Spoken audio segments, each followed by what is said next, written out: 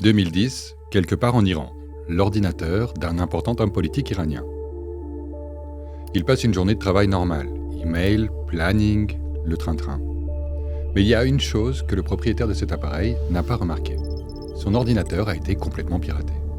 Tout son trafic est sur le point d'être surveillé. Et voici comment. Le trafic Internet provenant de cet ordinateur passe par un tout nouveau routeur. Le bureau vient d'en recevoir plusieurs et le service informatique les a installés hier. Les routeurs sont fabriqués par Huawei. Le choix du fournisseur était crucial. Huawei est une entreprise chinoise, ce qui devrait être plus sûr pour le régime qui n'est pas en bon terme avec l'Occident. La CIA et ses semblables ne peuvent pas le forcer à divulguer les données de ses clients, ou du moins c'est la logique de la chose. Les routeurs provenaient directement de l'usine, et dans l'esprit des Iraniens, c'est la solution la plus sûre possible. Mais c'est faux. Dans les programmes qui viennent d'être installés, au plus profond du code, il y a un bug. Juste une petite vulnérabilité, une erreur vraiment facile à manquer si on ne sait pas exactement ce qu'il faut chercher.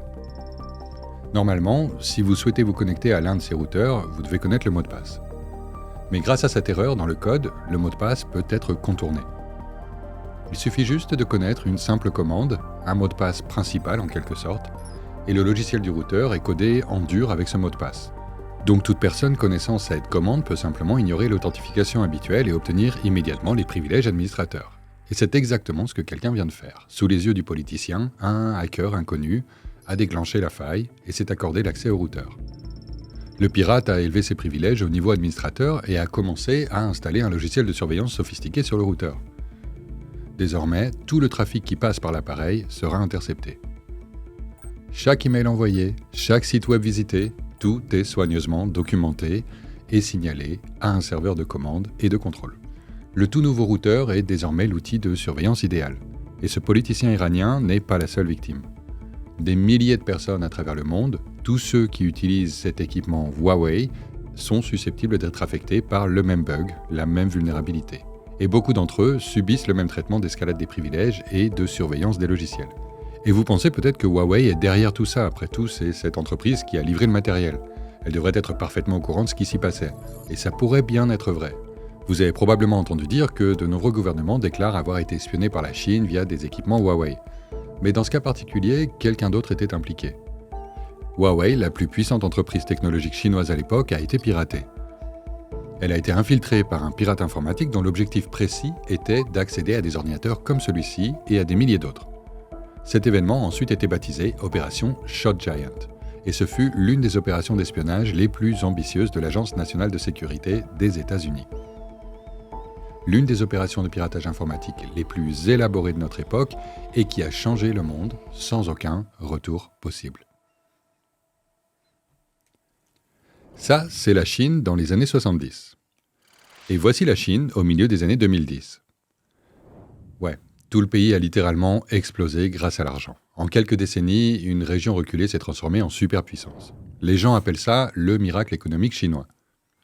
À ce jour, les économistes débattent encore de ce qu'il s'agissait réellement et comment ça a fonctionné. Mais les grandes lignes sont pour l'essentiel incontestées. Une série de réformes profondes dans les années 70 a injecté une dose massive de libre marché dans ce qui était une économie planifiée, permettant à l'État de récolter les bénéfices d'un capitalisme soigneusement contrôlé. Vous avez vu la manifestation de ce miracle dans sa forme la plus pure, cette petite inscription. Pendant 2 décennies, le Made in China était partout parce que tout était fabriqué en Chine. Le pays est devenu l'usine du monde, grâce à sa ressource la plus abondante, la main-d'œuvre bon marché. Mais produire des millions de tonnes de déchets n'était pas l'objectif final de la Chine. Il s'agissait plutôt d'un tremplin. Dès le début, elle a cherché à se diversifier et à suivre l'évolution naturelle d'une industrie traditionnelle, la fabrication de haute technologie. Huawei en est le parfait exemple. Elle a été fondée au début des années 80 pour revendre des standards téléphoniques, ce genre de truc. L'entreprise a bien marché, a obtenu quelques subventions gouvernementales et a commencé à fabriquer ses propres produits. L'histoire dit qu'en 97, son fondateur s'est rendu aux États-Unis pour la première fois. Il a visité les laboratoires Bell Labs et a été époustouflé par l'efficacité et l'ordre qui régnait dans cette entreprise de classe mondiale. Il a décidé de copier la structure et le style de management des géants technologiques occidentaux pour sa start-up. Des consultants étrangers ont été invités, les opinions locales sur la manière dont une entreprise devait être gérée ont été rejetées et chaque centime disponible a été investi dans la recherche et le développement.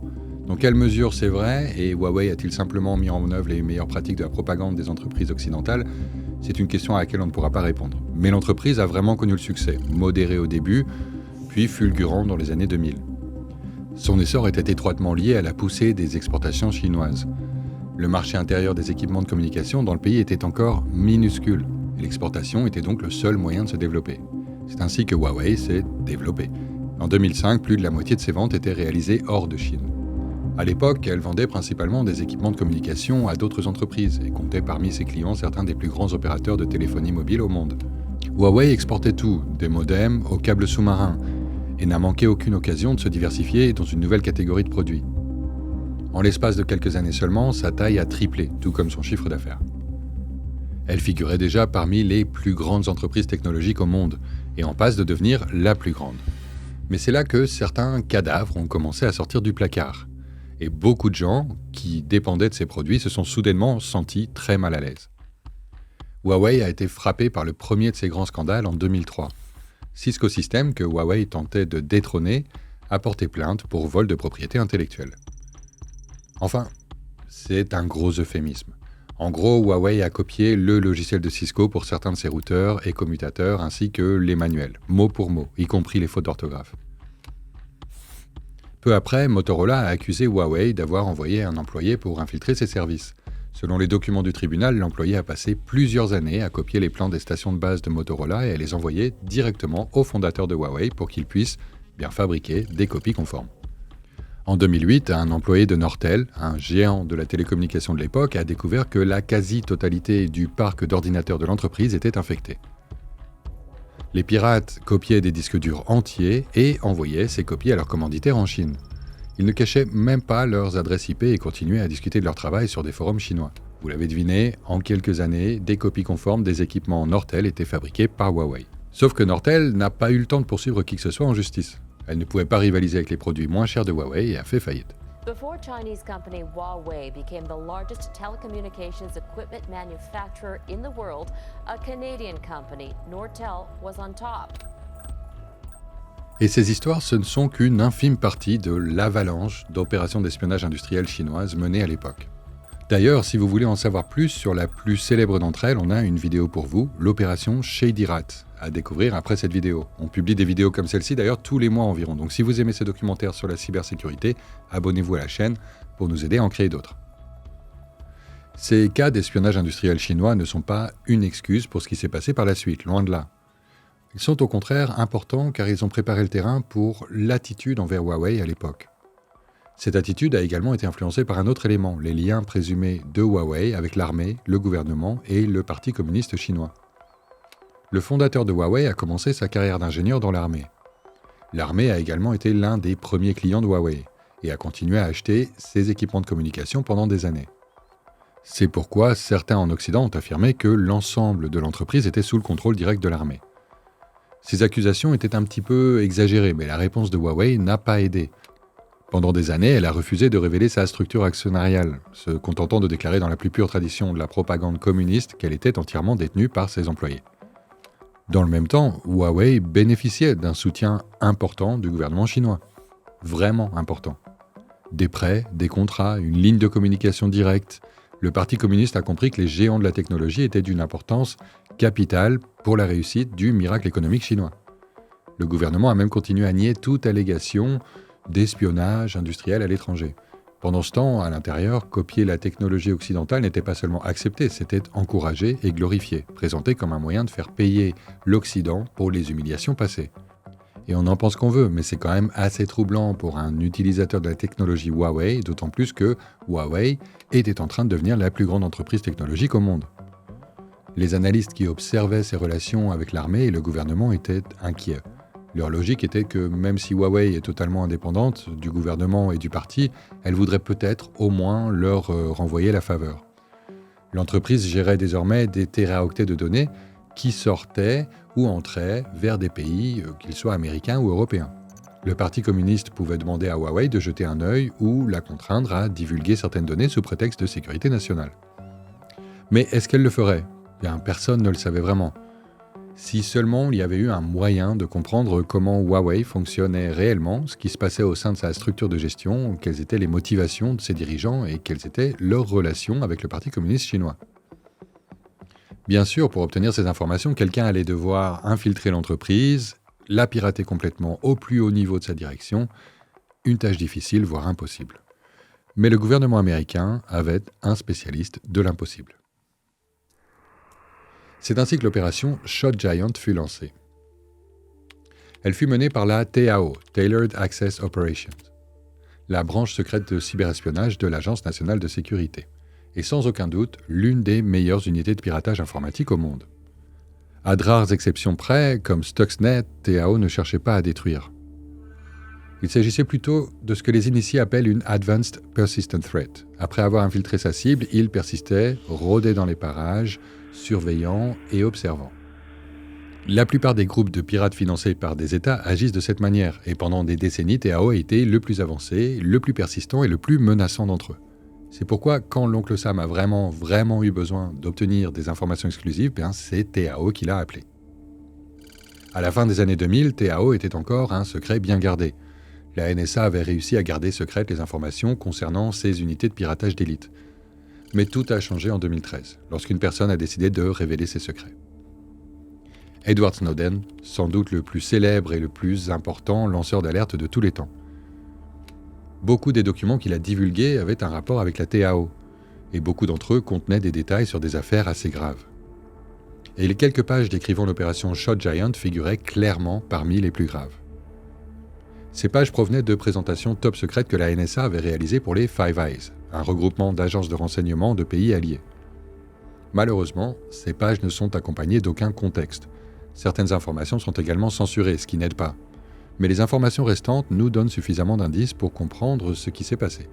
Plus important encore, nous connaissons les objectifs de l'opération. Le premier de ces objectifs était de déterminer si Huawei se livrait à des activités d'espionnage pour le compte du gouvernement chinois. Le deuxième objectif était d'obtenir plus d'informations sur l'entreprise elle-même et de déchiffrer la structure organisationnelle mystérieuse de Huawei, les relations au sein de celle-ci et même ses futurs projets. Une fois les deux premiers objectifs atteints, la NSA aurait un accès complet à une des plus grandes entreprises technologiques au monde. Alors pourquoi gaspiller cette opportunité et ne pas en faire quelque chose d'utile ? Le troisième objectif était donc d'utiliser le potentiel de Huawei pour combler des lacunes en matière de renseignement dont souffrait la NSA et d'explorer les domaines les plus sensibles de l'entreprise, déchiffrer ses protocoles de chiffrement, jeter un œil à ses plans de recherche et de développement, examiner de près sa chaîne d'approvisionnement. Enfin, une fois tout ça terminé, la partie la plus ambitieuse pouvait être lancée. Utiliser Huawei pour atteindre des objectifs autrement inaccessibles, et en particulier dans les pays hostiles. C'est la partie ironique de l'histoire. Après avoir vu cet objectif, beaucoup de gens l'ont interprété comme la NSA essaye d'accéder secrètement aux équipements de Huawei, ce qui est une interprétation valable, mais pas la seule. Mais on va y revenir plus tard. En attendant, comment TAO allait-il atteindre ses objectifs ? Et comment tout ça s'est-il finalement déroulé ? Eh bien, on ne sait pas avec certitude, mais la troisième page des leaks de Snowden nous donne un indice. Elle contient l'email de Ren Zhengfei, PDG et fondateur de Huawei, et de Sun Yanfang, la présidente de la société. Elle montre également leur cercle social, les personnes avec lesquelles ils communiquaient par email. Selon des informations supplémentaires fournies par le journal allemand Spiegel, avec lequel Snowden a partagé ses fuites, la NSA a infiltré un serveur de messagerie au siège de Huawei à Shenzhen. Là, les pirates ont intercepté toutes les communications internes de Huawei pour les analyser à la recherche d'informations importantes. On ne sait pas exactement comment ils s'y sont pris, mais on peut émettre une hypothèse. Par exemple, TAO a peut-être utilisé son outil préféré pour infiltrer les communications confidentielles, FoxAcid. À l'origine, cet outil avait été développé spécifiquement pour infiltrer Al-Qaïda, puis s'est diversifié pour devenir une boîte à outils complète qui exploitait les failles de navigateurs populaires. Le déploiement de FoxAcid commence par un message de phishing, qui vient persuader sa cible de cliquer sur un lien. Ce lien redirige vers une page malveillante personnalisée qui installe une porte dérobée dans le navigateur. Ensuite, en fonction du système cible et de la mission, la NSA peut utiliser divers outils spécialisés pour intercepter, surveiller et même modifier le trafic envoyé et reçu par la cible. FoxAcid pourrait avoir été utilisé pour infiltrer les dirigeants de Huawei, mais TAO pourrait également avoir déployé autre chose. Tout ce qu'on sait, c'est que ça a fonctionné. Voilà pour les deux premiers objectifs de Shot Giant. Mais les autres ? À un moment donné, les agents de la NSA ont admis que grâce à cette opération, ils avaient même réussi à obtenir plus d'informations sur Huawei que ce qu'il était nécessaire. Ils ont même eu accès au code source des produits de Huawei, ce qui leur a permis non seulement de les rétroconcevoir, mais aussi de les disséquer pour y trouver des vulnérabilités. Et c'est là que les choses se compliquent. Parce qu'au départ, on aurait pu croire qu'on n'apprendrait jamais si la NSA avait trouvé des preuves contre Huawei. Au début des années 2010, diverses institutions à travers le monde ont lancé leurs propres enquêtes sur l'entreprise. En règle générale, elles n'ont fourni aucune preuve concrète de ces liens avec le gouvernement ou des activités d'espionnage, mais elles ont recommandé, voire exigé, d'éviter malgré tout les produits Huawei. En 2013, l'ancien chef de la NSA a déclaré avoir vu des portes dérobées dans les équipements Huawei de ses propres yeux. C'est à la même époque que les détails de l'opération Shot Giant ont été divulgués. Ces propos semblaient donc avoir beaucoup de poids. En réponse, Huawei a riposté. Elle a qualifié ces allégations d'infondées et a commencé à révéler davantage d'informations sur sa structure et a même décidé de se soumettre à des évaluations de sécurité dans le but de prouver que la NSA ne savait pas de quoi elle parlait. Est-ce que c'était la bonne décision ? Et la NSA avait-elle vraiment réussi à utiliser Huawei pour ses besoins en espionnage ? Vous voyez, c'est là que réside tout l'intérêt des portes dérobées délibérées. En général, elles ne sont pas présentées comme délibérées. Dans presque tous les cas, elles sont pratiquement impossibles à distinguer des bugs classiques. Et depuis le début des années 2000, les chercheurs ont découvert beaucoup de ces bugs dans les équipements de Huawei. Certains d'entre eux permettaient d'intercepter le trafic, d'élever des privilèges, de mener des attaques par déni de service et de faire tout ce qu'un pirate ou un gouvernement hostile trouverait extrêmement utile. Tout comme de nombreuses entreprises dont les revenus dépendent de leur réputation, Huawei n'a pas laissé passer l'occasion de réparer les vulnérabilités découvertes, surtout quand la presse en parlait.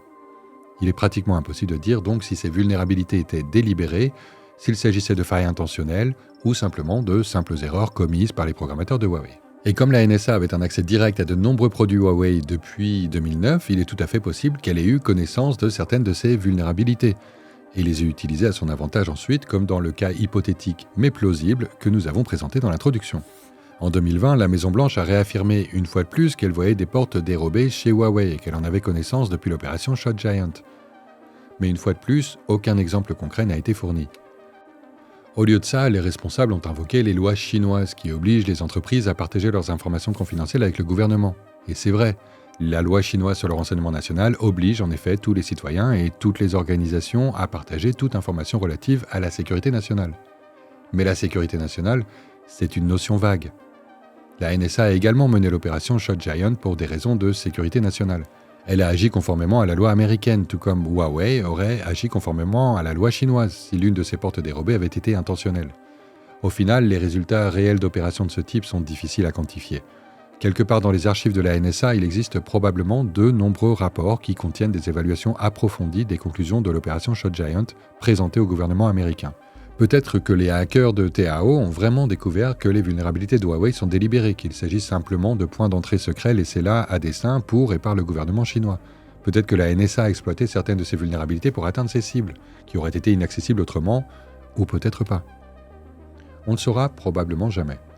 À moins que le gouvernement ne déclassifie des informations qu'il n'a aucune intention de déclassifier ou qu'un autre lanceur d'alerte parvienne à divulguer un autre trésor de données. L'opération Shot Giant a montré à quel point notre infrastructure numérique est vulnérable.